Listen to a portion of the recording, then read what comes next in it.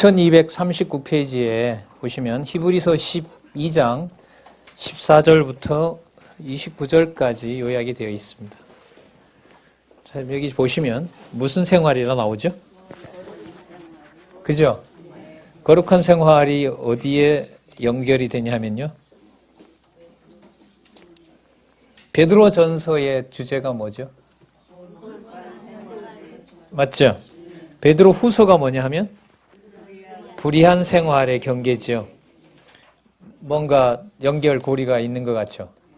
그죠? 예. 자, 이렇게 가까이 있는 게 여러분 이게 우연이 아닙니다. 어쨌든 각 해당되는 본문마다 성경 본문의 기초를 두고 있고요. 여기 보시면 양쪽 가로 2니까 바로 밑에 뭐가 나오냐 하면 성경 요약된 본문이 나오잖아요. 맞죠? 예, 거기에 거룩한 생활의 공고인데 이게 나중에 베드로 전후서와도 연관이 됩니다. 그러니까 한마디로 말하면 여러분 어떤 상황이냐면 여기서는 징계고요. 베드로 전후서에 가면 고통받는 겁니다. 그 고통이 히브리서 12장 14절에서부터 29절에는 아들을 뭐 하는 걸로 설명을 해요? 아들을 징계하는 걸로 설명을 합니다. 아들 징계로 표현을 하는 거고요. 베드로 전서와 후서에 가면 그것이 성도들이 고난당하는 것으로 연관이 됩니다. 자, 그걸 염두에 두시고요. 우리 12장에서부터 29장까지 거룩한 생활에 대한 공고, 정리를 먼저 하면요. 그 징계 속에서 가능하게 되는 거룩한 생활을 말합니다. 자, 22절 보시면은요. 21절 볼게요. 모세가 시내산 언약을 받는 장면을 소개하는데요. 받았던 장면을 소개하는데 그 보이는 바가 이렇듯이 어떻기로 이렇게 나오죠. 무섭기로 모세도 이르되 내가 심히 두렵고 떨린다 하였으나 자 그러나 너희가 이르는 곳은 시온산과 살아계신 하나님의 도성인 하늘의 예루살렘과 천만 천사와 하늘에 기록한 장자들의 총회와 교회와 만민의 심판자이신 누구예요? 하나님과 온전케 된 의인들의 영들과 새 언약의 중보이신 예수님과 아벨의 피보다 더 우월한, 낱개가 우월한입니다. 우월하게 말하는 뭐라? 뿌린 피라. 그러니까 여러분들 이 내용들은 전부 지상에 속하는 것이 아니라 어디에 속하죠? 하늘에 속한 겁니다. 24절 새 언약의 중보이신 예수와 아벨의 피보다 더 우월하게 뿌리는 뿌린 피다. 이렇게 나오잖아요. 그죠? 그렇게 놓고 보면 여러분 12장에서 이 내용이 이제 여러분 어디로 가냐 하면 아까 그 22절, 23절, 24절까지 이어지는 뭐라고 말씀드려야 될까요? 그 내용으로 보면 복음 신앙의 우월성이고요. 진짜 거룩한 곳이 맞죠? 예? 22, 23, 24를 한마디로 말하면 거룩하다. 뭐와 구별된 곳이다. 그렇죠. 세속과는 구별된 차원에 있는 것이 바로 뭐다? 예수 그리스도가 머리 되시고 왕 되시고 제사장 되신 바로 그분이 통치하는 교회다. 그게 여러분들 뭐냐 하면 경계를 하게 하는 힘인 거죠. 그러면 이제 바로 이제 여기로 넘어가요. 그 하늘에 속한 것과 인위적으로 섞어 놓게 되면 그게 바로 뭐가 돼요? 무슨 주의가 될까요? 세속주의가 되는 겁니다. 그래서 28절을 한번 보시면은요.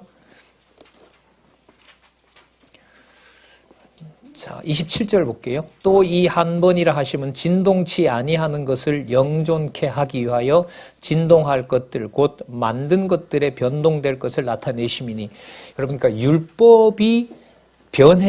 율법이 폐하여지는 정도가 아니라 만들어 놓은 만물도 앞으로 다 뭐 한다? 전부 다 멸해버린다는 말씀이 12장에 있어요. 그 사이에 누구도 멸해하는 일이 벌어지는 것처럼 보이느냐? 하나님의 백성들도 멸하는 것처럼 보인다는 거예요.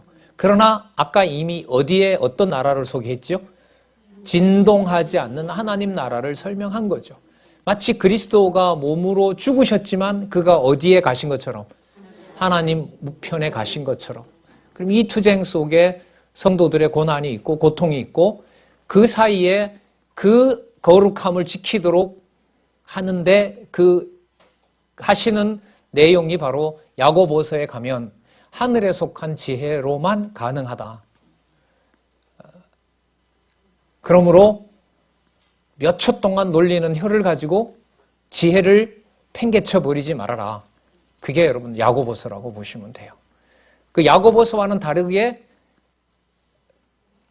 온몸으로 하나님의 교회를 막아내는 삶이 베드로 전후서의 무슨 생활이 되고 거룩한 생활이 되고, 그러니까 12장에 나오는 이 내용의 거룩한 생활은 거룩한 생활을 경계하도록 하는 세속주의와 연관이 되고요. 그 세속주의로부터 벗어나서 무슨 생활?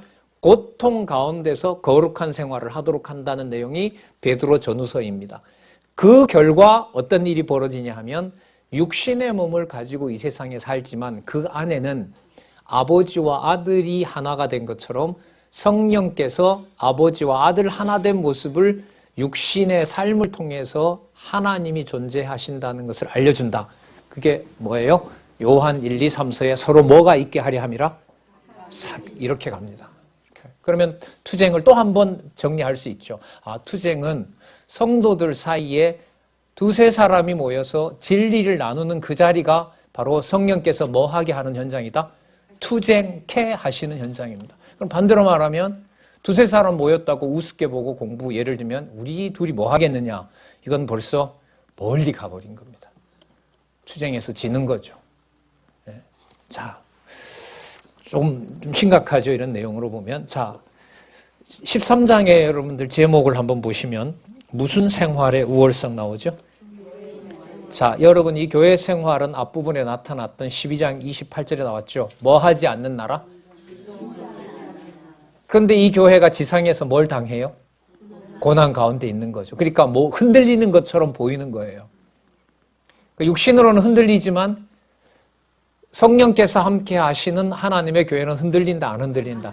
예, 그걸 확증시켜 주시려는 내용이 여러분들 13장이라고 보시면 됩니다. 그래서 여러분 13장에서부터 9250페이지에 가보면 어려운 형제 사랑과 혼인의 순결과 돈 사랑을 극복하는 하고 진리에 만족하고 사람들의 두려움 앞에서 담대할 것을 권고하는 내용이 13장 1절에서부터 6절입니다. 그러니까 거룩한 내용으로 벌써 진입한 거죠. 거룩한 내용으로 가고 있는 내용입니다. 자, 6절에 보시면 그러므로 우리가 담대히 가로되 주는 나를 돕는 자신이, 앞부분과 연관시키면요 돈이 아니고 이렇게 돼요. 5절에 보면 뭘 사랑치 말고 나오죠. 그렇죠. 돈이 도와주는 것이 아니라, 자 6절에 있는 대로 누가 나를 돕는 자다? 주가 나를 도우신다 그러죠. 그죠? 돈과 뭘 대비하고 있어요? 돈과 주. 예수님 말씀하신 대로 뭐와 뭐를 겸하여 섬길 수 없다. 하나님과 재물을 경험하여서. 그러니까 돈보다 하나님 더 높은 거 맞죠? 저 흔들리는가 보다. 무섭잖아요, 여러분. 얼마나 흔들어 놓는지. 지금 진짜 우리 현주소 아니에요? 대한민국 교회에 만모니즘이라 그래요, 그걸. 돈 숭배 사상. 중세 천년이 여기에 돼 있고요.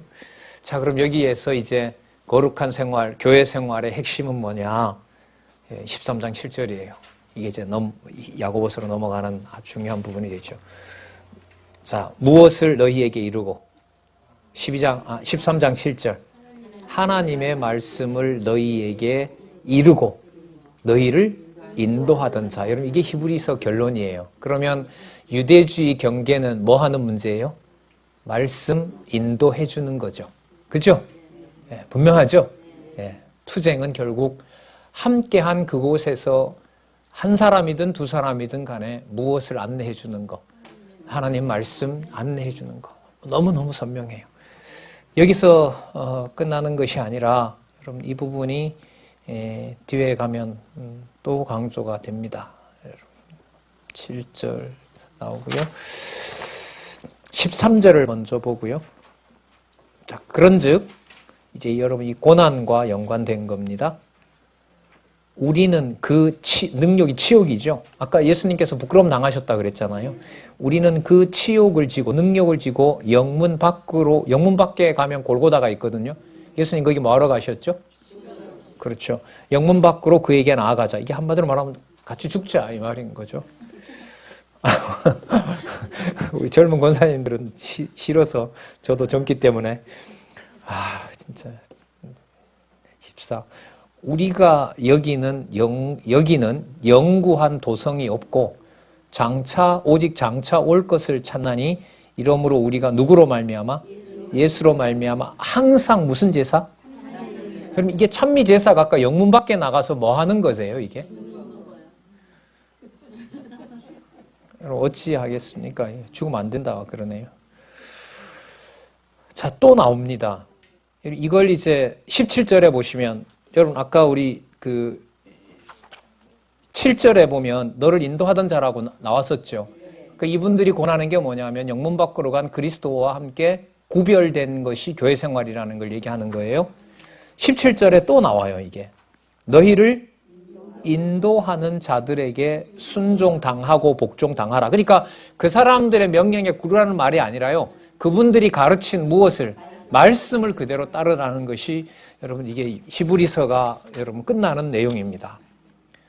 그러면서 13장 20절에 보시면 여기 무슨 큰 목자라 그러죠? 13장 20절 9261페이지 양의 큰 목자인 어린 양이시죠. 나중에 계시록에 가면 죽으신 양의 큰 목자이신 우리 주 예수를 영원한 언약의 피로 죽은 자 가운데서 이끌어내신 어떤 하나님? 그렇죠. 죽은 자 가운데서 부활시키신 바로 그 평강의 하나님이 모든 선한 일에 너희를 온전케 하사 자기 뜻을 행하게 하시고 투쟁하게 하시고 그 앞에 무엇을? 즐거운 것. 여러분 이게 아까 요절하고도 맞물리죠. 무슨 일이라 그랬죠? 수치를 당하신 것이 즐거운 일이라 기뻐할 일이라고 말씀하셨고요. 자, 이러한 사실을 받아들일 것을 다시 한번 22절에 또 한번 강조해요. 형제들아 내가 너희를 권하느니 뭐 하는 말을 용납하라. 권고의 말을 용납하라. 내가 간단히 너희에게 뭐 했다? 썼다. 기록한 거죠. 그러면 아까 내용으로 보면 7절, 17절, 22절에서 뭐 하는 문제로 유대주의를 경계하게 하시는 내용이죠? 말씀 전하여 준 거 그대로 잘 지키도록 하는 거. 자, 이 내용이 여러분들 무슨 주의예요? 뭐에 대한 경계예요? 유대주의에 대한 경계죠. 유대주의에 대한 경계. 그러면 이미 교회는요, 아까 13장을 지나면서 교회의 거룩함은 어디에 속하지 않는 것을 증명해 준 거예요. 성도들의 편안함으로 아니면 고통으로. 교회를 위하여 자기가 처한 곳에서 진리의 말씀 지키다가 어떻게 될 줄도 모르잖아요. 그 고난 속에서 교회 생활의 거룩함으로 끝난 것이 바로 뭐냐면 유대주의인 거죠. 그래서 13장의 내용으로 보면 유대주의의 반대는 뭐냐 하면 교회 이렇게 되는 거예요. 13장이 뭐로 끝났죠? 교회의 히브리서 13장이 뭐예요? 우월성이잖아요. 그러니까 유대주의의 반대말을 본문하고 결론을 맺어서 쓰면 유대주의를 경계하게 하셔서 어떻게 하려는 것이냐? 교회 생활에 자 여기 하나 써볼게요. 무엇을 얘기하려는 거죠? 거룩함을 얘기하려는 겁니다. 뭘 통해서? 징계받는 아들이 당하는 고통을 통해서 유대주의에 대한 경계가 목적이 돼요. 자, 이걸 강조하는 내용은 따라서 뭐가 아니게끔 해요? 그렇죠. 세속에 그러니까 하나님의 교회와 성도를 이 하늘에 속한 것을 지상에서 돈 버는 용도로 사용해 먹는 것이 세속주의입니다. 그러니까 돈 문제가 또 나오죠. 여기 가면 야고보서에 또 나와요. 거기 보면 이제 유대인들이 부자인 사람은 오면 막 일어나서 자리 양보해주고 거지같이 쫓겨온 사람들한테는 막 저쪽에 가서 앉으라 그러고 이런 일들이 야고보서 이 내용에 나와 있는 것 같습니다. 자, 그러면 세속적 행위를 배격하는 내용이 야고보서잖아요. 그럼 배격한다라는 말은 여러분 무슨 칼 들고 싸우는 문제가 아니라 교회가 소속한 곳이 땅이 아니라 어디다? 하늘인 것을 알게 하고 진리를 선포함으로 말씀이 살았고 운동력이 있도록 해주시는데 그 지혜가 땅에 속한 것이 아니라 어디에 속한 것이다? 하늘에 속한 것이다 라고 제일 먼저 얘기하는 것이 바로 야고보서입니다. 그러니까 지혜가 왜 먼저 나오냐면요. 어디에 속한 것임을 아는 지혜. 교회의 거룩함이 하늘에 속한 것인 줄 망각하게 되면 세속주의로 가게 됩니다. 그래서 1장 5절 야고보서 보시면 자, 너희 중에 누구든지 뭐가 부족하거든? 예, 그래서 여러분들 이 지혜는 뭐냐면 고난 받기를 싫어하고 고난은 받지 말는 방법을 알려주고 고난으로부터 회피하는 방법을 알려주고 교회의 이익을 내가 어떻게 챙기는지를 알려주려는 세속주의자들과 섞이지 않도록 하는 내용이 바로 하늘에 속한 무엇을 구하게 한다? 지혜를 구하게 한다. 그래서 제일 먼저 제가 소개를 드렸는데요. 교회 생활의 거룩함을 야고보서 1장으로 가면 어떤 개념이 받는다? 무슨 개념이? 하늘에 속한 지혜 개념으로 받는다. 예. 그럼 우리 실제로 잠언에 가면 지혜의 정의가 어떻게 되어 있냐면 창세전에 하나님의 선과 악을 아는 마음의 상태 이렇게 되어 있습니다. 잠언 8장에 가면 지혜가 창조 때부터 있었다는 말씀 나오죠? 지혜라는 개념은 어디에 속한 게 아니에요? 땅에 속한 게 아니에요. 그러니까 점점 뭐하고 맞아요? 세속주의를 배격하는 문제하고 연관이 되는 겁니다. 그러면 일단은 먼저 수호해야 될 믿음의 내용은 바로 뭐냐면 하늘에 속한 지혜를 구하고 자기에게 다가온 역경, 예를 들면 1장 12절이 시험을 참는다고 해서 이게 역경을 참아내는 거거든요. 그러니까 이 내용에 보면 하나님은 우리를 시험한다, 안 한다? 안 한다. 안 한다. 예? 안 한다. 무슨 내용이냐면 네가 신앙이 좋은지 안 좋은지 내가 선택지를 주기 위해서 고난을 준 게 아니라는 겁니다. 그러니까 아니라고 하려면 뭐 하면 돼요? 고난이 뭐 한 걸로 받아들이면 아무런 테스트거리가 안 돼요. 고난이 뭐 한 거다. 당연하다라고 받게 되면 더 이상 그걸 가지고 이건 아닐 텐데라는 말을 하게 돼요, 안 하게 돼요. 그런데 그게 무슨 열매로 가느냐? 가난한 고아와 과부를 챙기는 열매로 가게 된다는 겁니다. 흐름이 그렇게 가고 있습니다. 그러니까 뭘 받는 상태에서 누구까지 챙기도록 해요? 고난을 하나님이 주신 것으로 받으면서 견디게 하시고 아까 누구라 그랬죠? 고아와 과부를 챙기도록 하는 것이 여러분들 수호할 믿음의 행위라고 보시면 됩니다. 자, 그래서 여러분들 여기에 잘 아시는 욕심이 잉태한 즉 죄를 낳고 죄가 장성한 즉 사망을 낳느니라. 이게 여러분들 다른 문제가 아니라 고난을 회피하고 빠져나가는 과정을 이렇게 얘기를 하는 겁니다. 그러니까 욕심은 하나님 앞에서의 고난을 가지고 뭐 하는 거죠? 빠져나가게 되는 빠져나가는 거죠. 그러니까 고난받기 싫고 내가 우선 뭐 해야 돼요? 욕심을 챙겨야 되죠. 맞죠? 내 욕심적으로 판단해야 되잖아요. 자, 욕심이 잉태한 즉 뭐를 낳고? 그럼 죄는 누구 기준의 선이죠? 자기 기준의 선이잖아요. 맞죠? 그러니까 하나님이 주신 시련 앞에서 가만 생각해 보니까 이게 불이익이 된 거예요. 그러니까 누구 중심으로 누구 좋을 대로 판단하게 내 좋을 대로 하게 되죠. 그러면 욕심 가운데 들어가는 것을 어딘가에 나오죠. 마귀적이요, 정력적이요, 세상적이다라는 말이 나오잖아요. 그게 바로 세속주의인 거죠. 이게 여러분 막연한 얘기가 아니라 이 야고보서는 어떻게 보면 좀 인간적으로 보면 힘든 내용이죠. 고난을 빠져나가는 것을 뭐라고 얘기를 하고 있으니까? 욕심이 잉태해서 죄가 나아지고 어디 가운데로 결국 끝나는 걸로 사망으로 인도한다는 거죠. 그게 여러분들 아까 뭐하고 이게 대비가 되냐면 그리스도가 십자가를 앞에 놓으시고 그것을 즐겁게 여기셨다 그랬죠. 그리고 영문 밖으로 나가서 자기 몸을 다 드렸고 아들이 받아야 될 당연한 증거가 채찍이라는 걸로 아까 얘기를 했거든요. 이걸 야고보서에는 받아들여서 그 맥락에서 여러분 욕심이 잉태한 즉 죄를 낳고 죄가 장성한 즉 뭘 낳는다? 사망을 이렇게 연결시켜야 돼요. 이 흐름은 그래요.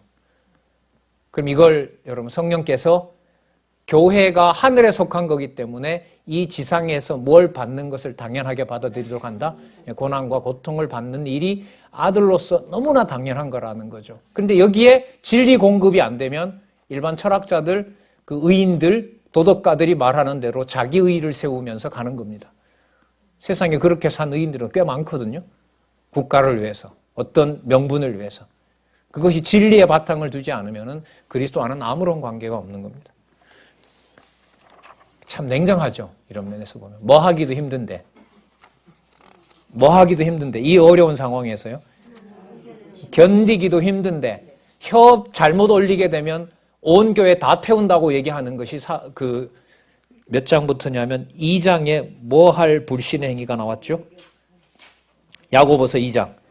배격할 불신의 행위가 여러분들 혀를 잘못 쓰게 되면 일어나는 일들이라는 엄격한 얘기를 여기서 하고 있습니다. 자, 그 다음에요. 그래서 여러분들 행함이 없는 믿음은 죽은 믿음이다. 2장 26절에 보면 영혼이 없는 몸이 뭐한 것 같이 죽은 것 같이 뭐한 것은 행함이 없는 믿음은 어떤 믿음이다? 그럼 여러분 이게 막연한 것이 아니라 아까 말씀드린 대로 성도로서 받는 뭐와 직결되어 있다? 고난과 연관되어 있다. 연관되어 있다. 그래서 다가온 고난이 하나님이 안 계셔서도 아니고 뭘 잘못해서도 아니고 이것은 누가 주시는 것이다. 하늘에 속한 하나님의 지혜를 깨닫게 하기 위한 하나의 과정이다. 그런데 이제 이 편지의 수신자들의 배경을 보면 그 고통을 어떻게 하면 빠져나가느냐라는 것을 유대인들이 유혹하는 거죠. 자 봐라, 믿어봤자 뭔 소용이 있냐. 고난밖에 남는 게 더 있느냐. 그러니까 뭘 포기하고 사도들이라는 그 사람들이 보낸 거 포기하고 우리들 내에서 그냥 들어와서 우리끼리 살면 된다. 뭘 그렇게 꼬치꼬치 따지느냐. 다 좋고 좋으면 되는 거지. 그게 여러분 이 세속주의자들의 뭐예요? 혓바닥입니다. 네. 작은 여러분 배를 뭐가 통제하는 것처럼 키가, 그죠? 적은 돛대가 그 광풍을 채고 나가는 것처럼 혀가 하나님의 교회를 찬양하기도 하지만 하나님의 교회를 뭐 하기도 한다? 무너뜨리기도 한다. 그게 여러분 사망이다. 는 내용을 견디기도 힘든 성도들에게 고난이 당연하다라는 사실을 알려주는 내용이 바로 여러분 세속주의에 대한 경계라고 보시면 됩니다. 예, 여러분 다는 읽을 수 없는데 예를 들면 여러분 9310페이지에 보시면은 3장 13절에서부터 18절에 무엇을 경계하며 9310페이지 보세요. 불의한 선생을 경계하며 무엇에 대해서 얘기합니까? 아까 우리 잡았었죠. 이 지혜는 어디에 속한 것이다? 하늘에서. 여기에 나와요, 이게. 그래서 여러분 그 부분은 좀 체크를 해 두시면 좋겠어요. 자, 13절에 잠시 볼게요. 너희 중에 지혜와 총명이 있는 자가 누구냐? 있다면 다가온 환난이 하나님이 주시는 환난으로 보고 주신 고아와 과부 멀리하지 말고 이 속 계산하지 말고 그들부터 챙겨줘라. 이렇게 되는 겁니다. 자, 17절에 볼게요. 16절에 여러분, 15절 끝에 보면 이러한 지혜는 위로부터 내려온 것이 아니요 그렇기 때문에 어떻다 그래요? 세상적이요 정력적이요 마귀적이라고 합니다. 그 표현이 어떻게 나타나죠? 시기와 다툼으로 나타납니다. 반면에 17절 오직 어디로부터 난 지혜? 예, 위로부터 난 지혜는 성결하고요 화평하고요 언제까지 관용할까요? 언제까지 참을까요? 죽을 때까지, 목숨 붙여줄 때까지 양순하며 그 다음에 긍휼하고 선한 열매가 가득하고 편견이 없고 위선이 없고 화평케 하게 되고 무슨 열매? 의의 열매를 거두게 됩니다. 여러분 이게 세속주의를 배격하게 되면 하늘에 속한 지혜로 맺혀지는 열매가 성령의 9가지 열매하고 똑같다고 보셔도 되죠. 18절에 보면 무슨 열매를 거둔다 그러죠? 의의 열매를 거두게 된다는 말씀이 나옵니다. 그러나 여러분 세상에 속한 정욕은 절대로 이런 것들을 용납하지 않는다는 말씀이 그 다음에 나타납니다. 그래서 4장 11절 같은 경우에 보면요. 9320페이지에 가시면 형제를 뭐하며 비방하며 또 형제를 판단하는 자는 무엇을 판단하는 어떤 행위가 된다 그래요? 율법을 판단하는 교만한 행위가 됩니다. 여러분 그래서 4장 12절에 보시면 입법자와 재판자는 오직 하나이시니 능히 구원하기도 하시며 멸하기도 하시느니라. 너는 누구 관대 이웃을 뭐한다? 판단하느냐. 그래서 여러분 세속주의 정의가 여기 나오는 거예요. 판단하고 정죄할 뿐만 아니라 자기의 돈을 위해서 하나님의 교회와 성도를 써먹는 자들이 바로 뭐가 돼요? 이용하려는 자들이 누구다? 마귀적이요 정욕적이요 세상에 속하고 그걸 바로 뭐라 부른다? 그걸 뭐라 불러요? 세속주의라고. 그러니까 일반적으로 말하는 세속주의보다가 훨씬 더 엄격한 것이 야고보에서 말하는 형제를 두고 내가 뭐가 되고 입법자가 되고 판단자가 되는 거예요. 그렇게 판단하는데도 살려놓는 거 보면 진짜 긍휼이 무한하신 것 같아요. 아니신가 보다. 저는 좀 심각한데. 진짜요. 그리고 이것을 지상에 속한 것으로 본다면은 진짜 하나님한테 누구보다가도 먼저 심판받아 마땅하겠죠. 그러니까 여러분 세속주의자라는 말은 이 맥락에서 보면 뭐냐면 내가 뭐가 되고 입법자가 되고 맞죠? 선악의 판단자가 누가 되고 내가 또 뭐까지 해버리는 심판까지 해버리는 자가 내가 된다는 거죠. 그걸 여러분들 교묘하게 보고 있다가 그런 자들과 무리를 지어서 교회를 허물어뜨리는 자들이 누구예요? 그게 누구예요? 세속주의자고 그 다음에 어디로 갈까요? 그렇죠. 진리 아니면 발리 방법이 없어요. 공부 안 하는 교회, 진리로 토대를 놓지 않는 교회, 이거는 마음은 잘 세우고 싶어도 안 되게 되어 있어요. 사단은 이걸 끝까지 방해할 거고요. 나중에 또 하나님은 천년왕국에 생육하고 번성한 사람들까지 다 사단에게 맡기는 무서운 심판을 또 준비해 놓고 있는 거죠. 자, 그래서 야고보서 내용에서 이 내용을 이러한 세속주의자들이 6절에 보세요. 부한 자들을 빗대어서, 부한 자들은 뭐가 많죠? 재물이 많죠. 그렇죠? 5장 4절에 보면 3절에 보면 재물을 쌓은 자들요. 그 자들이 뭐 했냐 하면 5장 6절 볼게요. 너희가는 부자들입니다. 옳은 자 누구겠어요? 예수 그리스도죠. 그를 뭐 하였도다? 또 뭐 하였도다? 예. 그런데 그는 너희에게 뭐 하지 아니하였다? 따라서 뭐 당하는 것이 당연하다.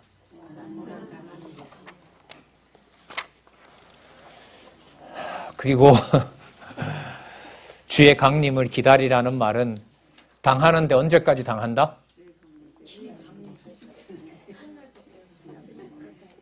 그리스도 오실 때까지. 9절에 볼까요? 형제들아, 서로 원망하지 말라. 그리하여야 심판을 멸하리라. 보라, 왜냐하면 보라, 심판자가 대항하지 않았죠. 심판자는 문 밖에 서 계시니까. 예, 이게 그때 이 맥락에 따라 말씀드렸죠. 예루살렘 성이 망하면은 너 탓이라고 정죄하지 말라 이 말이에요. 너가 잘못하니까 이 성이 망했지 아니라는 거죠. 오히려 그렇게 말하는 자를 불구덩이에서 빼주는 것이 하나님의 목적이니까 내가 이렇게 되는 거죠. 내가 멸망시키기도 할 뿐만 아니라 멸망시킨 상황에서 내가 돌아오게 할 자도, 그러니까 여러분 예루살렘이 실제로 불타는 예루살렘 불구덩이에서도 내가 뭐 할 자가 있다. 건져낼 자가 있으니까 그걸 준비하라고 하는 내용으로 뭐가요? 세속주의에 대한 배경 내용이 끝납니다. 그래서 여러분들 제일 마지막 절 한번 볼게요. 5장 19절에서부터 20절 18권으로 넘어갑니다. 9337페이지에 보시면 자, 어떤 자를 돌이키게 하는, 예? 미혹된 자를 돌이키게 하는 자가 알아야 할 것은 무엇인지 알려줍니다. 짧은 내용인데 아주 핵심적인 이 세속주의 배격과 연결되는 내용입니다.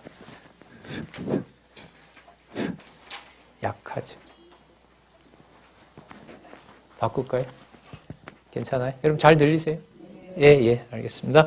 자, 내 형제들아 너희 중에 미혹하여 뭘 떠난 자?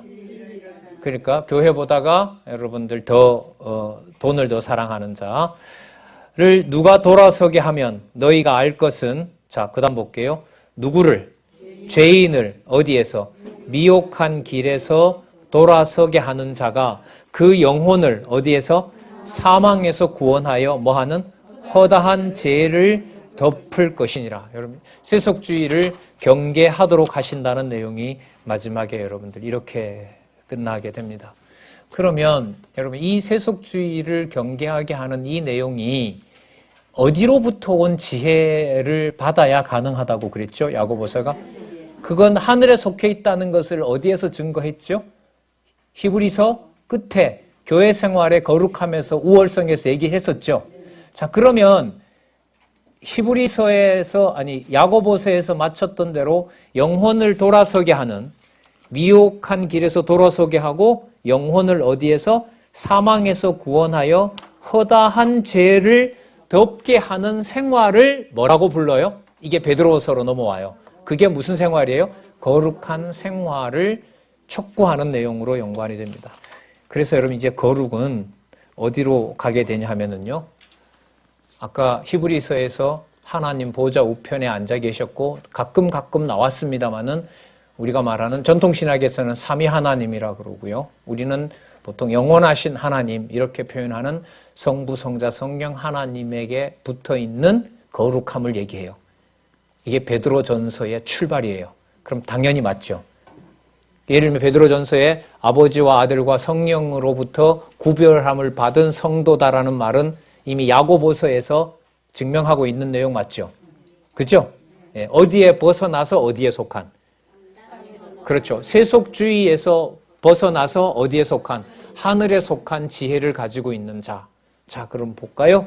그래서 베드로전서 1장 3절 보시면 찬송하리로다 우리 주 예수 그리스도의 아버지 하나님이, 다 나왔죠?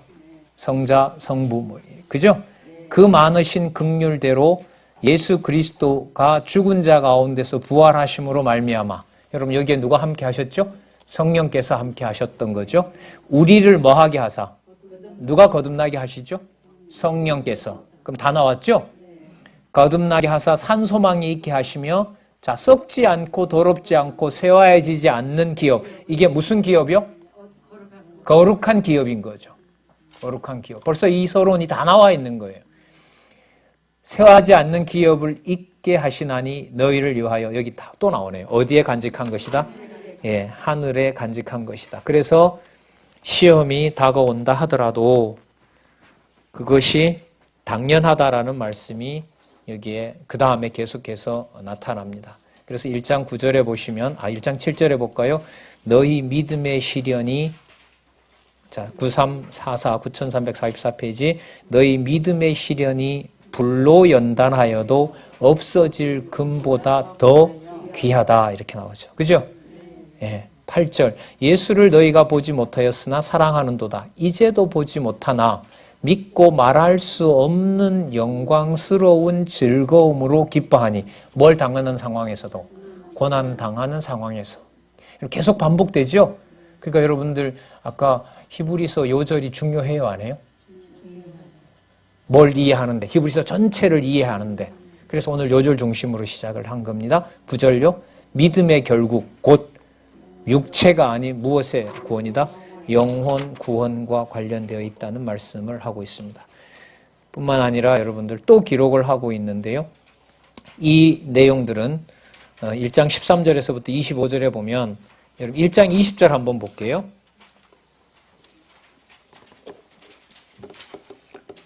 장 19절부터 보겠습니다. 자, 거룩한 생활을 촉구한다 그랬죠? 그럼 이 주제에 맞추어서 베드로 전서를 제가 그 해당되는 구절로 연결을 시켜 나가도록 할게요. 자, 19절 보시면 오직 흠 없고 점 없는, 이게 거룩입니다. 맞죠? 누구예요? 그분이 어린 양 같은 누구예요? 그리스도의 보배로운 피로 한 것이니 그는 언제부터? 창세 전부터 미리 알리신 바 된 자다. 그러니까 여러분 여기서는 어린 양처럼 죽으신 그리스도와 창세전에 계셨던 그리스도의 거룩성을 분리를 해요, 안 해요? 분리하지 않습니다. 그러니까 여러분들 히브리서에 나타난 그리스도의 죽음을 지상에서 성도들이 받는 구체적인 고난과 분리를 해요, 안 해요? 안 합니다. 함께 가는 거예요. 그게 이제 요한 1, 2, 3서 가면 성도들이 고난받으면서 성도들이 하나 되고 진리 안에서 교제하는 것이 누가 하나 된 것을 증거한다 그러죠? 하나님 아버지와 누가? 예수 그리스도가 하나 된 것을 증거합니다. 이게 교회죠. 더 겁나죠. 좋게 이야기도 할 수 있지만 그리스도께서 세워주시는 교회, 성령께서 진리로 돌보시는 교회로 보면 엄격하고 순결하고 진짜 건드려서는 함부로 말하고 건드려서는 안 되는 교회. 자, 그걸 여러분들 여기서 이제 거룩한 생활을 촉구하면서 얘기를 하고 있는 내용입니다. 자, 이 내용을 어디에서 설명을 하고 있냐면요. 여러분 2장 9절로 한번 가볼게요. 2장 5절 볼게요. 거룩한 생활 촉구죠. 주제가 2장 5절. 너희도 산돌같이 무슨 집으로? 신령한 집으로 세워지고, 자, 어디에 속하죠? 이 신령한 집은? 하늘에 속합니다. 자, 예수 그리스도로 말미암아, 왜? 이분이 믿음의 주시니까요. 그죠? 네, 이분이 비록 사람에게 버림받았지만 하나님이 기쁘게 받으실 신령한 제사를 드린 누가 되셨다? 예, 그럼 거룩성을 여기서 더 확실하게 증거하게 됩니다. 2장 9절에 오시면 이렇게 결론이 나 있어요. 오직 너희는 뭐라 그래요? 택하신 족속이요, 왕같은 제사장이요, 거룩한 나라요, 그의 소유된 백성이다. 그러면 아까 히브리서에서 나타났던 내용보다가 더 구체적으로 고통받고 고난받는 성도들을 삼지기 메시아에만 머무는 것이 아니라 2장 9절처럼 오직 너희가 뭐가 되고 택하신 족속이고 왕같은 제사장이고 뭐가 되고, 그럼 이 교회가 거룩한 나라죠. 그리고 그 소유된 백성, 아까 그리스도가 만유의 후사라 그랬죠. 그럼 우리가 뭐가 되는 거죠? 그리스도와 더불어 만유의 후사가 된다는 말씀이, 그럼 거룩한 생활이 먼저 아시겠죠? 그죠? 그러면 여러분들 교회를 아까 돈이라는 것과 재물이라는 것 속에 교회를 이용하려는 사망의 음침한 골짜기에서부터 벗어나서, 자, 베드로전서에 오면 그리스도와 더불어 무엇을? 삼직에 가담하는 자로 뭐 한 거예요? 거룩한 생활을 하게 해주는 겁니다. 근데 우리가 이런 내용들을 많이 이제 시간만 좀 많이 보냈기 때문에 이런 개념으로 평상시에 깊은 사고를 하는 기회가 적었어요. 그냥 이 개념들이 말 꺼내면 뭐 설명하기가 좀 어려워져서 그냥 전하는 사람에 의해서 들으면 그런가 보다였는데, 이렇게 여러분들 논리적으로 살펴보는 것은 이 개념이 어떻게 보면 성경에 나타나 있는 이 지상에서 쓰는 용어지만 어디에 속하지 않게, 땅에 속하지 않도록 해주는 개념이기 때문에 번역된 우리 언어이긴 하지만 흐름에서 보면 인간 중심적인 것이 아니라 누구의 중심? 하나님 중심, 신령한 교회 중심으로 여러분과 저를 인도해 가는 거죠. 이게 바로 교회 투쟁입니다. 교회 투쟁입니다. 진리에 기초를 하지 않고는 결코 어떤 방법도 없습니다. 반드시 이 흐름으로 가야 되고요. 이 순서를 정해놓은 분이 여러분 성령 하나님 아닙니까? 그래서 시도는 하지만 여러분들 시간상 큰 개념의 주제를 맞추어서 가는 것만 소개를 해드리고 나머지는 여러분들도 돌아가서 또 저도 돌아가서 확인하는 방법밖에 없는 거죠. 자, 그 다음에 우리 3장으로 넘어가시면 2장 13절로 넘어가면 자, 무슨 생활의 실제가 나오죠? 그러니까 여러분 이것은 뭐냐 하면 2장 19절을 배경으로 해요. 한번 보세요. 2장 19절 볼게요. 애매히 고난을 받아도 하나님을 생각함으로 슬픔을 참으면 이는 뭐한 것이라? 예, 여러분들 이 내용을 여기서 보는 것하고 히브리서에서부터 출발한 것하고 생각은 차이가 날까요? 안 날까요? 차이가 안 날까요? 나죠. 이제 다른 의도로 말씀하셨는데 19절에 있는 내용이 이미 어디에서부터 시작이 됐다는 거예요. 어디에서부터요? 히브리서에서 시작이 됐고 어디를 지나서 야고보서를 지나서 여기 어디예요? 여기 와서 이렇게 표현된다라는 것을 흐름을 알고 기억하는 것과 여기에 이런 내용이 나오네라고 하는 것하고는 이해 방식에서 차이가 적다 많다는 거죠. 그런 식의 성경 읽는 방법을 우리가 해보지 않았다는 거예요. 그래서 성경은 이것을 끊임없이 여러분들이 계속해서 편집을 이런 식으로 해놓고 그 생각에 깊이를 더해가는 겁니다.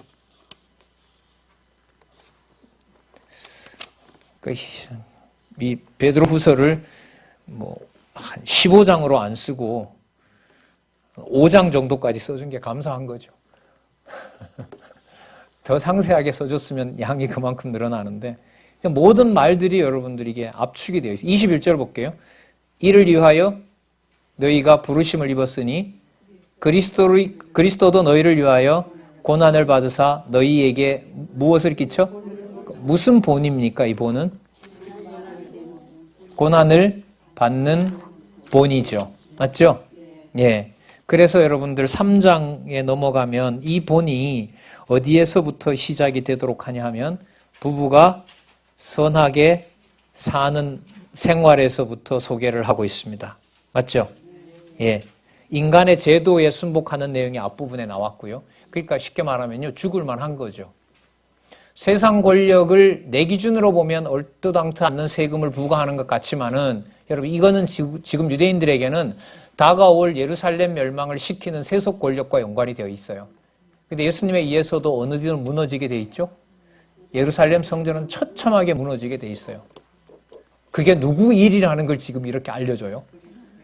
누가 정해놓으신 일이다? 하나님이 정해놓으신 일이고 하늘에 속한 지혜로 보면 바로 그 방법이 무슨 생활을 증거하는 거룩한 생활을 증거하는 내용이므로 국가가 하나님의 손에 의해서 움직여지는 거기 때문에 그 국가가 거룩을 훼손하는 것이 아니라 뭐 하는 도구다? 거룩한 생활을 이루어가는 도구다라는 거죠. 저희들도 젊었을 때 대학에 다니면서 그런 시절에 다녔기 때문에 이 국가관, 세계관 이게 엉망이거든요. 정돈이 안 돼요. 눈앞에 보는 현실은 엄연한 저게 잘못된 거고 저게 잘된 것 같으니까 성경은 이런 관점에서 완전히 떠나도록 하죠. 그래서 거룩한 생활이 뭔지를 얘기를 하고요. 그리고 부부 관계도 무슨 관계로 설명을 하느냐 하면 통치와 지배자의 관계로 얘기를 해요. 그러니까 굴종을 국가 권력에 하는 것이 굴종이 아니라면 함께한 남편에게 복종하는 것이 더더욱 뭐가 아니에요? 굴종이 아니다라고 얘기를 하고 남편에게는 함께 생명을 공유할 자라는 사실을 아내에 대해서 상기시켜 주죠. 이 3장 7절 볼까요? 남편 된 자들아 9374예요. 남편 된 자들이 이와 같이 지식을 따라 너희 아내와 동거하고 저는 더 연약한 그릇이요 또 그 다음에 잘 보세요. 무엇의 은혜를 유업으로 받을 자? 생명의 은혜를 유업으로 받을 자로 알아 귀히 여기라. 여러분 이게 가정교회의 가치인 거죠. 여러분 이거는 그러면 남편과 부부와의 관계인가, 남편과 부인과의 관계에서만 말하는 걸까요? 아니죠. 최소한의 단위를 남겨놓은 그야말로 가정교회, 영적인 것이고 영적인 것을 본질로 하는, 그렇잖아요. 육적인 부모가 그 몫으로 끝나는 게 아니잖아요. 하늘의 지혜를 소개하는 것으로 본다면은요. 그래서 여러분 3장 끝부분 3장으로 넘어가게 되면 그리스도가 낮아지게 하신 일들이 성도를 통해서도 낮아지게 하는 일이 더 이상 부끄러움이 아니다라는 내용으로 소개를 하고 있습니다. 18절 볼까요? 3장 18절. 그리스도께서 한 번 죄를 위하여 죽으사 의인으로서 불의한 자를 대신하셨으니 왜 그렇게 하셨는가 볼까요? 우리를 누구 앞으로? 예. 그렇죠? 22절에 보면 저는 하늘에 오르사 하나님 우편에 계시니 천사들과 권세들과 능력들이 저에게 복종하게 된다고 얘기를 하고 있습니다. 그래서 이제 후반부 4장 1절에서부터 5장 10절에 보면 불시험과 고난 가운데서 그리고 음부에서도 부활하신 그리스도를 증거하는 거룩한 생활의 결과에 대한 내용이 4장에서부터 쭉 나타나고 있습니다. 자, 그래서 여러분 이 부분 중에요. 여러분 9390에 가면 무엇 중에 무엇 중에? 불시험 중에, 네, 불시험 중에 그리스도의 고난에 참여하여 즐겁게 살아가게 하신다는 말씀이 나오죠. 13절 볼까요? 오직 너희가 그리스도의 고난에 참여하는 것으로 뭐하라? 네, 이는 그의 영광을 나타내실 때에 너희로 즐거워하고 기뻐하게 하려 함이라. 너희가 그리스도의 이름으로 욕을 받으면 저주를 받은 자로다? 예, 주무시지 않네요. 자, 그리스도의 이름으로 욕을 받으면 뭐 있는 자라? 복 있는 자로다.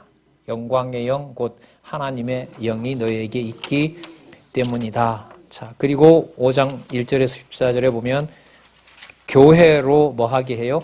견고히 세워지게 하는데요. 많이 강조드렸었죠. 5장 5절에 보면 5장 1절에 2절에 보시면은요.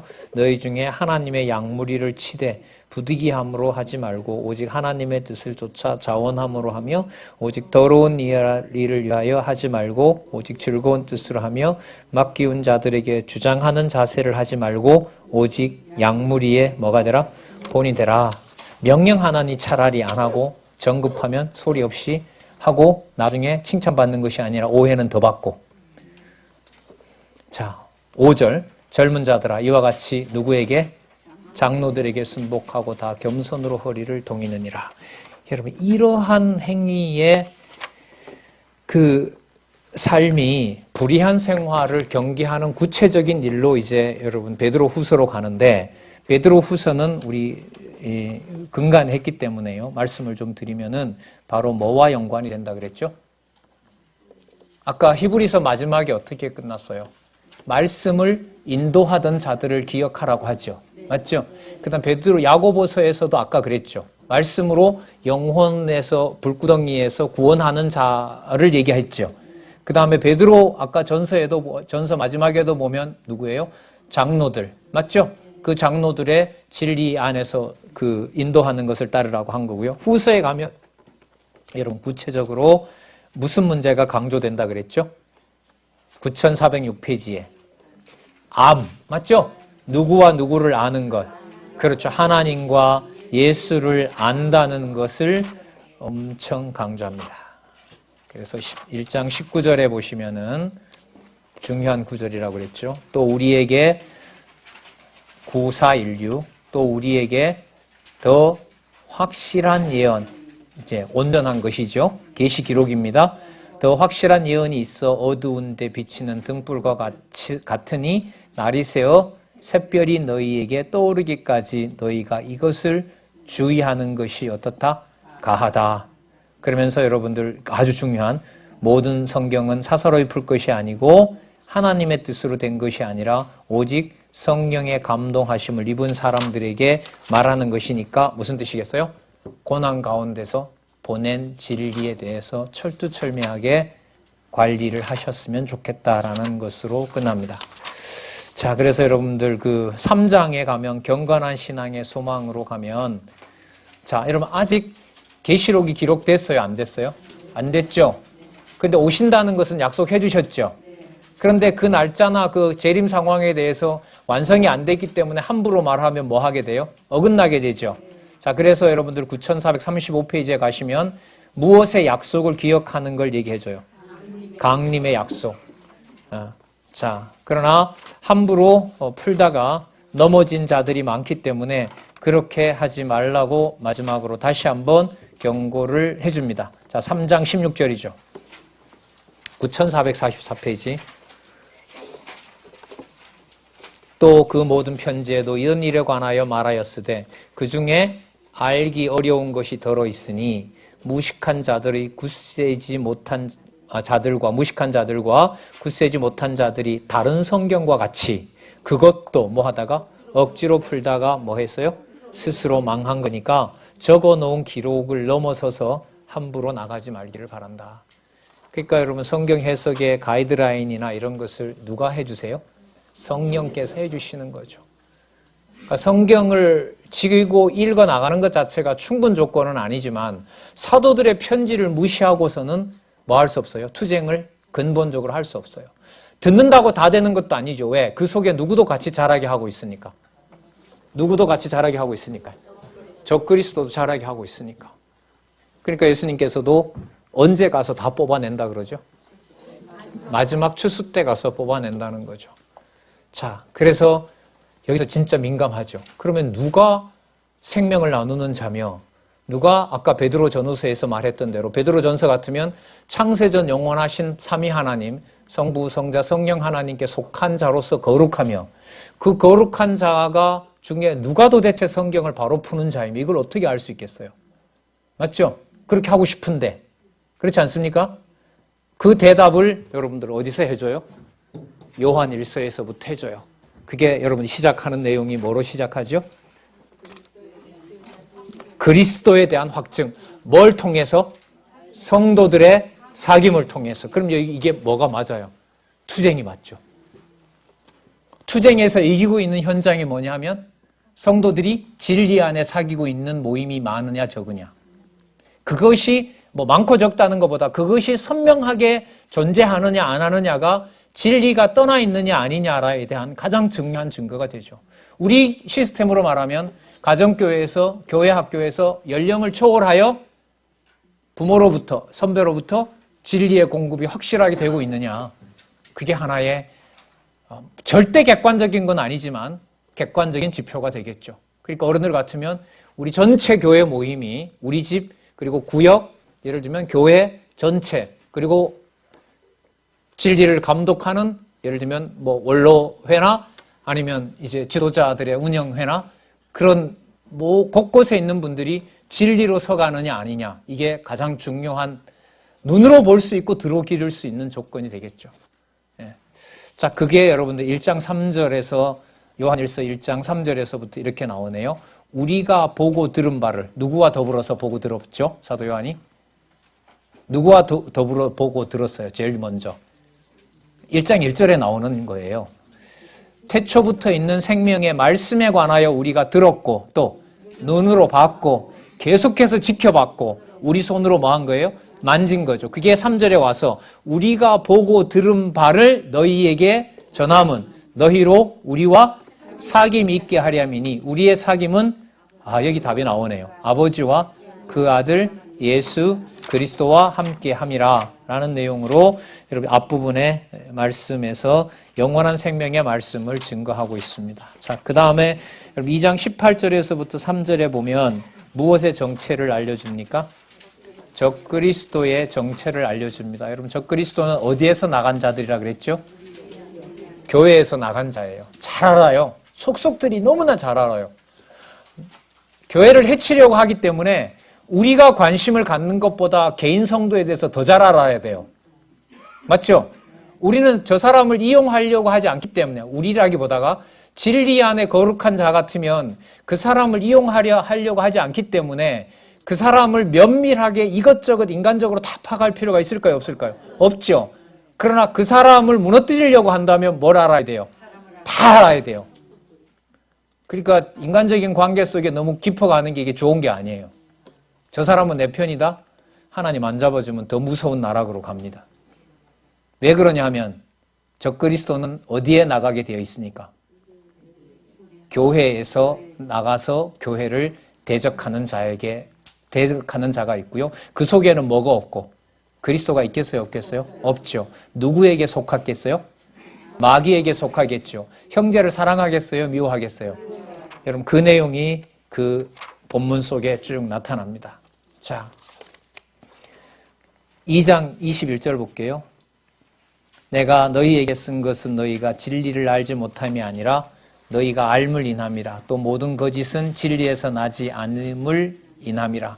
거짓말하는 자가 누구뇨? 예수께서 누구임을? 그리스도이심을 부인하는 자라. 이렇게 밝혀주고 있고요. 자, 우리 좀 시간을 좀 지키도록 할게요. 마지막에 4장에서 5장에 가시면 누구의 아들 예수요? 어디에서 드러나는? 형제 사랑에서 드러나는 하나님의 아들 예수에 대해서 증거합니다. 자, 그러니까 우리가 보고 듣고 만진 바가 된 분이 경험을 누구랑 하게 합니까? 성도들과 하게 하죠. 바로 거기에 증거되는 것은 우리의 우정이 돈독해지는 것이 아니고 누구의 아들이 누구임을 증거하는 내용이 나타난다. 하나님의 아들이 바로 누구다? 그리스도이다라는 말씀이 드러난다는 겁니다.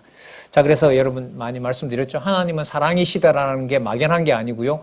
형제들의 관계가 진리를 통해서 사랑하게 되면 거기에서 누가 누구와 하나인 것이 드러난다? 하나님과 하나님 아버지와 누가?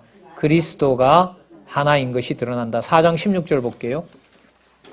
9501페이지. 하나님이 우리를 사랑하는 사랑을 우리가 알고 믿었으니 하나님은 사랑이시라. 사랑 안에 거하는 자는 그 다음 나오죠. 누가 그 안에 거하고 어디에 거하고 하나님 안에 거하고 하나님도 어디에 그 안에 거하느니라 이렇게 나타나 있습니다. 그래서 5장 내용은 잘 아시는 대로요. 1장에서부터 시작된 영원한 생명의 말씀이 결론으로 맺어집니다. 예를 들면 5장 20절 볼게요. 또 아는 것은 하나님의 아들이 이르러 우리에게 지각을 주사 우리로 참된 자를 알게 하신 것과 또한 우리가 참된 자 곧 그의 아들 누구 안에? 예수 그리스도 안에 있는 것이니 그는 참 뭐예요? 예, 이게 여러분들 요한 1서의 마지막 결론입니다. 그러니까 적그리스도를 배척하는 내용은 우리 안에 든 누구의 능력과 영광이 주관할 때 참 하나님이시고 영생이신 누구죠? 하나님의 아들 예수 그리스도 안에 있게 될 때 여러분 이런 관점에서 뭘 보느냐? 요한 2서와 같이 뭘 봐요? 가정을 봐요. 그럼 여러분 이게 우리는 우리 둘밖에 안 나간다. 우리는 우리 애들이 안 믿는다. 이런 차원으로 인간적인 관계에서 머물 것이 아닙니다. 우리의 모양새와는 달리 하나님이 함께하는 내가 소속한 어떻게 보면 그게 혈육이 있든지 친척관계든 함께하는 구역이든 홀로이든 여럿이든 거기에 변함없는 것은 누가 그 안에 계시고 그리스도가 그 안에 계시고 그리스도가 그 교회에 뭐가 되신다는 거죠? 머리가 되시고 거기에는 육적 관계가 흐르는 것이 아니라 어떤 생명이? 영생이 지배하는 곳입니다.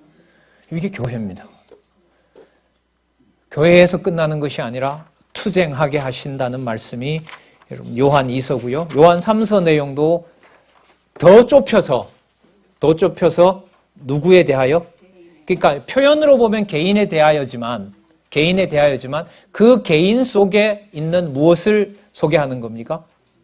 진리를 증거하는 겁니다. 1장 3절 보세요. 9529페이지. 형제들이 와서 내게 있는 진리를 증거하되. 여러분 안부 전해준 게 아니에요. 나이 많은 사도인 요한에게 사람들이 와서 가이오가 잘 지냅니다. 이걸 말한 게 아니에요. 그리고 이 말을 하면 안 돼요. 요한 1, 2, 3서에서는. 왜냐하면 사귐이 좋았을 때 증거하는 것은 우리끼리 사이가 좋다는 걸 말하는 것이 아니라 그 속에 들어있는 무엇을? 그렇죠. 아까 표현대로 말하면 영원한 생명임을 안부를 전하는 거예요. 그러니까 좀 안부 인사가 고차원적이죠. 그 장로님 잘 지내셔 이 말인데 요한 3서는 뭐예요? 그 안에 든 영생이 온전하시든가 이렇게 물어야 되겠죠. 제 말이 아니고요. 1장 3절 볼게요. 형제들이 와서 내게 있는 무엇을 증거하되 진리를 증거하되 내가 진리 안에서 행한다 하니 내가 어떻다? 그렇죠. 그거밖에 기쁜 게 없는 거죠. 그래서 뭐 하냐 하면 육신으로 가서 빨리 보고 싶은 거예요. 공부 안 해도 된다가 아니라 아까 진리가 있는 줄 확인했으니까 만나서 뭘 확인하려는 거예요. 영생이 거하고 있는지를 알므로써 서로 사귐 있게 하려는 거잖아요. 그래서 이게 처음에 읽을 때는 쓰는 것보다 만나는 게 중요한가? 이런 오해도 잠시 했었는데 그게 아니고 뭐와 뭐가 분리가 안 돼요. 내면에 든 영생과 뭐와 성도가 뭐 하는 것과 사귀는 것과 함께 하는 것과 그게 여러분들 거대한 집단 규모예요? 아니죠. 요한 3서는 결국 어디까지 왔어요? 개인에 대하여. 적어도 여러분들 누구예요? 다른 사람 몰라도 쓰는 사도 요한과 그 글을 받는 가이오 두 사람은 혈육관계가 아니잖아요. 그 안에 있는 뭐가? 진리가. 물론 가족이 온전하게 3대가 다 있다면 하나님이 그런 환경에 두셨겠죠. 그 사람들이 다 믿을지 안 믿을지 다 믿고 다 버리고 나만 믿을지 나를 버리고 다 믿게 될지 그거는 우리 소관은 아니에요. 분명한 사실은 거기에 거하는 것은 영원한 생명이라는 겁니다. 자, 여기에 무리하는 여기 이러한 교회를 여러분들 회파하려는 적그리스도가 반드시 있게 되고 그들은 처음서부터 뭐 하도록 저주받기로 예정된 자들이라는 사실이 유다서 내용입니다. 유다서 제목이 뭐죠? 유다에 의한 경계인데 무엇을 경계하는 내용입니까? 적그리스도의 무리를 경계합니다. 그러니까 적그리스도의 정체를 알려줘요. 그러니까 이렇게 대비가 됩니다. 진리로 교제하는 성도들 속에 들어있는 영생이 견고하게 되면 진리로 하나 되게 되면 뭐가 견디지 못하고 드러나게 돼 있어요. 그래서 공부를 열심히 하면 적그리스도가 뭔지를 하나님이 드러내신다는 거예요. 그게 누구부터 이미 얘기를 했느냐? 아담의 7대 손인 에녹 때부터 하나님이 그렇게 해놨다는 거예요. 이거 놀라운 말씀 아니에요? 그래서 우리 5분만 더 해도 될까요? 우리 30분에 맞춰야 되는데, 왜냐하면 제가 지난번에 유다서 1장 17절부터 안 했거든요. 죄송합니다. 진짜 대단히 죄송합니다. 5분만 더 하겠습니다. 그래서 9551페이지에 성도의 자세를 권고하는 내용이 원래 오늘 우리가 들어갈 내용이었습니다. 시간 관리를 잘못해서요. 정리하고 이 부분 하고 다음 시간에 계시록을 가려고 했는데 제가 앞으로 4분 30초 양해를 구하고요. 자, 아까 말씀드린 대로 심판은 이미 언제부터 준비되어 있다? 에녹 때부터 준비가 되어 있다면, 여러분 창세기부터도 시작하지만은요, 이 표현에 의하면, 그러면 에녹 때부터 준비가 됐다면 그때부터 누가 설치고 있었던 거예요? 그럼 잘 아시네요. 적그리스도가 그때부터 이미 설치고 있었던 거예요. 근데 여러분 그렇게 오랫동안 설치니까 우리는 어떤 오해를 하냐 하면 그 세력이 약한 것이 아니라 먼 것처럼 보여요. 오랫도록 저렇게 설치고 다니니까 강한 것처럼 오해를 하는 거예요. 그런데 그때부터 설친다는 말은 그때부터 뭘 이미 예고하고 있다? 멸망받을 저주의 자식이고 짐승이다라는 것을 보여주고 있다는 겁니다. 그러니까 여러분 더 드러나야 돼요? 안 드러나야 돼요? 공부 안 한 상태에서 드러나면 나도 뭐 하게 돼요? 잡혀 먹게 되죠. 공부 열심히 하면 비진리가 여러분들 득세하게 됩니다. 유다서로 보면 드러나게 되는 거예요. 더 명확해지니까. 자, 그래서 여러분 1장 17절부터 읽겠습니다. 사랑하는 자를 따라 너희는 우리 주 예수 그리스도의 사도들이 미리 한 말을 기억하려. 여러분 공부하라로 끝나죠, 여기도. 맞죠? 유다서도 공부하라 끝나고요. 요한계시록 22장 마지막 절에 가도 더하거나 빼지 말고 공부하라는 내용으로 끝납니다. 그럼 진리의 말씀이 절대적이죠. 이게 교회 투쟁의 결론입니다. 그들이 너희에게 말하기를 마지막 때에 자기 경건치 않은 정욕대로 행하여 조롱하는 자들이 있으리라 하였나니 이 사람들은 여기 정의가 나옵니다. 뭐 하는 자요? 당 짓고요. 어디에 속해요? 육체에 속하고요. 그 속에 뭐가 없어요? 성령이 없는 자들입니다. 그 다음 20절에 사랑하는 자들아 너희는 너희의 지극히 거룩한 믿음 위에 자기를 건축하여, 잘 보세요, 무엇으로 기도하며? 성령으로 기도하는데 성령께서 전하여 준 바 소홀하면 성령의 뜻을 구할 수 없죠. 그 다음 21절 성령 나왔네요. 21절은 하나님 나오네요. 하나님의 사랑 안에서 자기를 지키며 무엇에 이르도록? 영생에 이르도록. 성자 나오네요. 우리 주 누구? 예수 그리스도의 긍휼을 기다리라. 그래서 여러분 여기 영원하신 삼위 하나님에 대한 내용이 다 나타납니다. 왜 이걸 강조하냐 하면 유다서 제일 마지막 절 때문에 그래요. 그거 잠시 놓고요. 한 구절 더 보고 볼게요. 22절 어떤 의심하는 자들을 뭐 하라? 너 그것도 모르냐라고 팽개치지 말라는 거죠. 또 어떤 자를 불에서 끌어내어 구원하라. 왜? 사단과의 싸움이 창세 때부터 준비되고 있으니까 구해줘야죠. 또 어떤 자를 내 육체로 더럽힌 옷으로 싫어하여 들어옴으로 긍휼히 여기다. 자, 왜 그러냐 하면 이제 답입니다. 24절 능히 너희를 보호하사 뭐하게 하시고 거침이 없게 하시고 나아가서 너희로 어디 앞에? 그 영광 앞에 흠이 없이 즐거움으로 서게 하실 자 곧 누구예요? 우리 구주 홀로 하나이신 하나님께 우리 주 예수 그리스도로 말미암아 영광과 위엄과 권력과 권세가 만고 전부터 이제와 세세에 있을 것이다. 여러분 9555페이지에 가시면 영광은 본연의 실상이고요. 그 본연이 드러나는 자태가 위엄이고요. 그것이 세상에 드러난 것이 권력이고요. 하나하나 세상의 통치자들까지 다 지배하시면서 이루어지는 것이 권세입니다. 그래서 영광과 위엄과 권력과 권세가 성도들의 사귐을 통해서 드러나는 누구의 능력이다? 누구의 능력이다? 자, 25절로 쓰면 우리 구주 홀로이신 하나님께 누구로 말미암아? 우리 주 예수 그리스도로 말미암아 드러나는 무엇이다? 능력과 영광이다. 영광이다. 그럼 이분이 시작한 투쟁이니까 누가 승리를 주관해 가실까요? 바로 이분이 주관해 가십니다. 이분에 대한 소개가 교회의 머리 되신다는 사실을 알려주는 내용이 요한계시록 1장에서부터 몇 장까지일까요? 1장에서부터 구체적으로 말하면 3장까지라고 할 수 있습니다. 자, 아시아 7교회에 대한 내용을 우리 유다서 끝부분을 염두에 두시면서 우리 다음 시간부터 교회 승리를 통한 성취 부분으로 들어가도록 하겠습니다. 예, 시간 내주셔서 감사합니다. 기도하겠습니다. 하나님 감사합니다. 오늘 히브리서부터 우리 유다서까지 교회 투쟁을 통해서 부활승천하신 예수가 그리스도이심을 전체적으로 볼 수 있는 시간 주셔서 감사합니다. 하나님, 시간과 여건과 상황을 허락해 주셔서 진리의 말씀 아래도 투철해지는 진리의 용사, 믿음의 동력자들 될 수 있도록 인도해 주시옵소서. 예수님의 이름으로 기도드렸습니다. 네, 감사합니다.